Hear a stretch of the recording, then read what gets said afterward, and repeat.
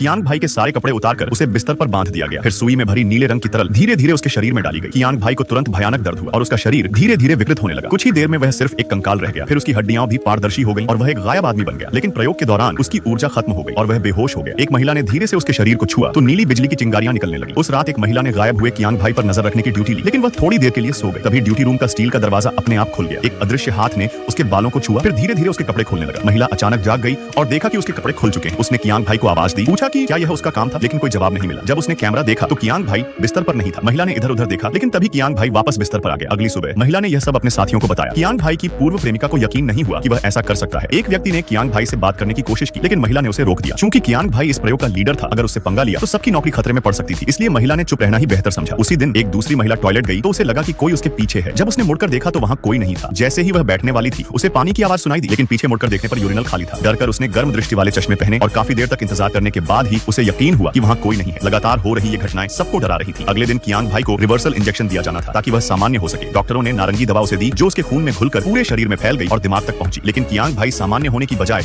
और ज्यादा तड़पने लगा। उसकी हालत खतरनाक हो गई और वह मौत के कगार पर पहुंच गया। सबकी मेहनत से उसकी जान बच गई, लेकिन वह सामान्य नहीं हो पाया। इससे उसका दिमाग और भी विकृत हो गया। उसने कपड़े पहने, अपना चेहरा ढंका और टीम के लोगों को धक्का देकर भाग निकला। जब वह घर पहुंचा तो उसने गलती से पड़ोस की इमारत में महिला को कपड़े बदलते हुए देख लिया।